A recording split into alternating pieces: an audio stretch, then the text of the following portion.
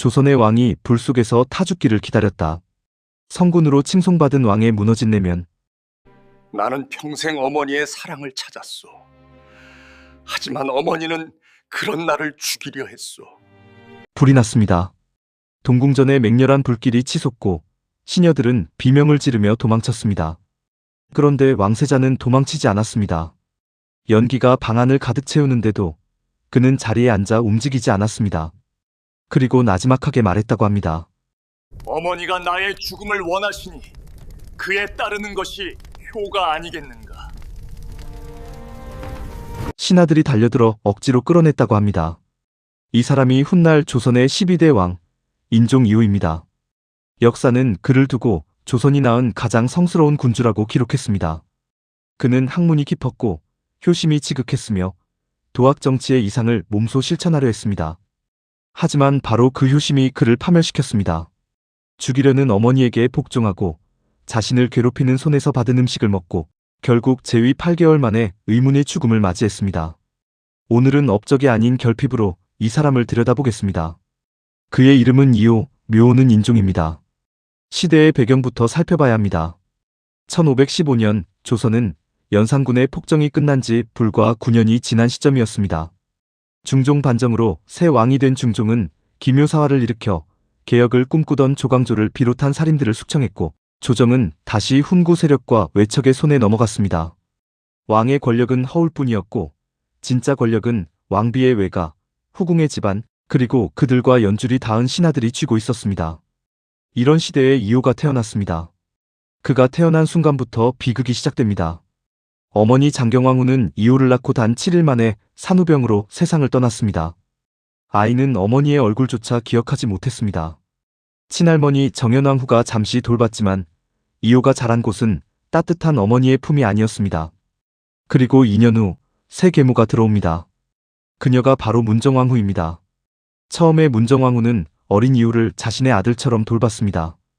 당시엔 필요에 의해서였습니다. 중종의 후계자는 이호밖에 없었고 계비로서 왕세자를 보호하는 것이 자신의 입지를 강화하는 길이었으니까요. 이호는 그런 계모를 진심으로 어머니로 받아들였습니다. 그는 계모라는 사실을 알면서도 문정왕후를 어머니라 불렀고 지극한 효심으로 섬겼습니다. 1534년 모든 것이 바뀝니다. 문정왕후가 아들을 낳은 것입니다. 훗날의 명종, 경원대군이 태어나자 문정왕후는 태도를 완전히 바꿉니다. 자신의 친아들에게 왕위를 물려주고 싶다는 욕망이 그동안의 모든 정을 덮어버렸습니다. 그녀는 이호를 경계하기 시작했고 노골적으로 압박했으며 아들과 함께 이호의 처소에 들어와 이렇게 말했다고 합니다. 우리 모자를 언제 죽일 거냐? 죽이려거든 지금 죽여라. 이호는 그 말을 듣고 땅에 엎드려 계모를 위로했습니다. 따뜻한 햇살이 내리쬐는 아침나절에 차가운 마당에 이마를 대고 오랫동안 일어나지 못했습니다. 조선왕 조실록은 이렇게 기록합니다. 임금이 많이 근심하여 이로써 점점 병을 이루었다. 즉 인종의 죽음의 씨앗은 그 엎드림에서 시작됐다는 것입니다. 여기서 이호의 핵심 콤플렉스가 드러납니다. 효순 콤플렉스입니다. 어릴 때 어머니를 잃은 사람은 종종 두 가지 방향으로 나뉩니다. 분노로 세상을 밀어내거나 아니면 어머니라는 존재 자체에 집착하며 어떤 어머니 형상이든 사랑받으려 하는 것입니다. 이호는 후자였습니다. 그는 자신을 죽이려는 계모에게서도 어머니의 사랑을 구하려 했습니다. 죽음 앞에서도 도망치지 않고 불 속에서 앉아 어머니의 뜻에 복종하려 했던 것은 두려움이 아니라 사랑받고 싶은 마음에서 비롯된 것이었습니다. 이호는 어렸을 때부터 비범했습니다. 3살에 책을 읽기 시작했고 5살에는 글을 지었으며 성균관의 유생들과 경전을 토론할 수준의 학문을 쌓았습니다. 동시에 심성이 매우 여렸습니다. 하루는 매 사냥을 구경하다가 새가 잡히는 것을 보고 말했습니다. 저 새도 살고 싶을 텐데 놓아주는 것이 옳지 않겠는가. 그리고 매를 풀어줬습니다. 이 장면이 실록에 기록돼 있을 정도로 당시 신하들은 그의 인품에 감탄했습니다. 하지만 이 착함이 동시에 그를 올감했습니다. 착한 사람은 상처를 받아도 분노할 수가 없습니다. 분노하면 자신이 나쁜 사람이 된다고 느끼기 때문입니다. 이호는 자신을 저주하는 흉물이 동궁전 창가에 걸려도 불이 나도 계모가 독서를 퍼부어도 한 번도 맞대응하지 않았습니다. 그 모든 억울함을 조용히 삼켰습니다. 1527년에는 누군가가 죽은 쥐의 사지를 찢어 불에 지진 다음 동궁전 창가에 매달아 세자를 저주하는 사건이 벌어졌습니다. 1533년에는 세자의 처소 근처에서 사람 머리 형상의 물건에 세자의 몸을 능지할 것이라고 새긴 저주 물건이 발견됐습니다. 왕세자를 공개적으로 저주하는, 그것도 2차례나 반복된 사건이었습니다. 이효는 이 사건들을 통해 자신이 태어날 때부터 누군가에게 제거 대상이었다는 사실을 알아갔습니다. 그럼에도 이효는 결코 적대감을 갖지 않으려 했습니다. 이 저주 사건들의 누명을 쓴 복성군과 경빈 박씨가 사사된 후 나중에 그 배우가 자신의 매형이었다는 사실이 드러나자 이효는 오히려 억울하게 죽은 복성군 모자를 위해 신원을 청원했습니다. 자신을 저주했던 사람들을 위해 억울함을 풀어달라고 청한 것입니다.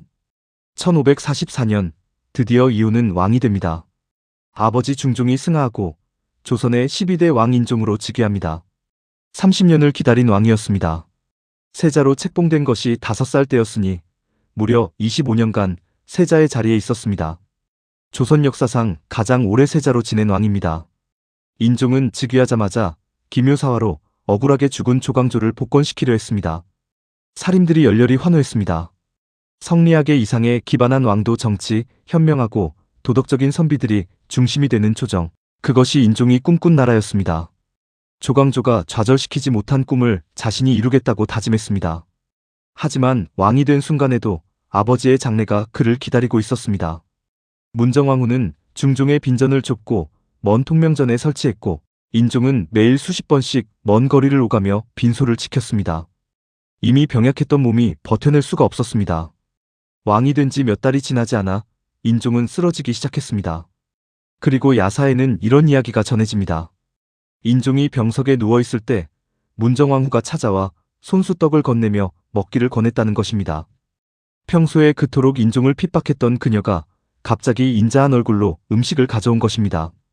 인종은 계모에 대한 효심으로 그 음식을 받아 먹었고 얼마 지나지 않아 급격히 상태가 악화됐습니다. 1545년 7월 재위 8개월 만에 인종 이효는 31살의 나이로 세상을 떠났습니다. 독살인지 자연사인지는 오늘날까지 밝혀지지 않았습니다. 다만 실록은 이렇게 기록하고 있습니다.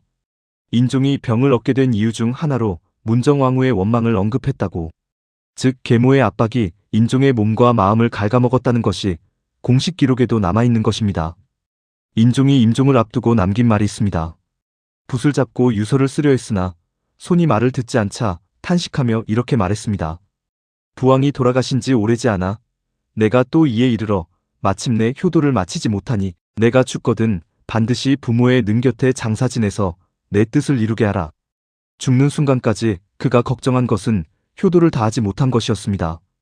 이 말이 인종이라는 사람의 전부를 담고 있습니다. 왕으로서의 정치를 완성하지 못한 것에 대한 아쉬움이 아니었습니다. 스스로의 억울함도 아니었습니다. 오직 부모를 향한 효심, 그것만이 그의 마지막 언어였습니다. 인종이 승하하자 인종을 따르던 대윤 세력은 몰락합니다. 문정왕후가 수렴청정을 시작하고 그녀의 동생 윤원영이 권력을 장악하여 을사사화를 일으킵니다. 인종의 외숙부 윤임을 비롯해 대윤과 관련된 수많은 사람들이 죽임을 당합니다. 인종이 그토록 이루려 했던 살인 정치의 꿈은 그의 죽음과 함께 산산이 부서졌습니다. 인종 이효를 어떻게 평가해야 할까요? 그를 따르던 사람들은 그를 세종, 성종과 함께 조선 최고의 성군 반열에 올렸습니다. 실제로 실록에 남겨진 그의 학문과 인품에 대한 찬사는 다른 어느 왕보다도 많고 구체적입니다. 착하고 공정하고 학문이 깊었으며 권력보다 도리를 앞세운 사람이었던 것은 분명합니다. 하지만 동시에 이효는 자신의 착함이 정치적 자산이 될 수 없다는 것을 끝내 깨닫지 못한 사람이었습니다. 선함이 권력의 언어가 되려면 때로는 분노할 줄 알아야 하고 악에 맞서 싸울 줄 알아야 하고 자신을 지킬 줄 알아야 합니다. 그는 자신을 죽이려는 사람을 어머니라 불렀고 그 어머니를 위해 불 속에서 앉아 죽음을 기다렸습니다. 그것이 성스러움인지 아니면 심각한 상처의 결과인지 우리는 이 질문을 오래 붙들고 생각해봐야 합니다. 어머니를 낳자마자 잃은 아이, 자신을 어머니라 부르는 여인에게 사랑받고 싶었던 아이, 그 아이가 결국 왕이 되었고 왕이 된 뒤에도 어머니의 사랑을 구하다 세상을 떠났습니다. 조선 역사상 재위 기간이 가장 짧은 왕. 그러나 어쩌면 가장 많은 상처를 안고 살았던 왕. 인종 이후의 삶은 오늘날 우리에게 이런 질문을 던집니다. 당신은 당신을 사랑하지 않는 사람에게 얼마나 오래 사랑을 구하고 있습니까? 영상이 도움되셨다면 구독과 좋아요 부탁드립니다. 다음 시간에는 명종의 더 위대한 콤플렉스로 돌아오겠습니다. 시청해주셔서 감사합니다.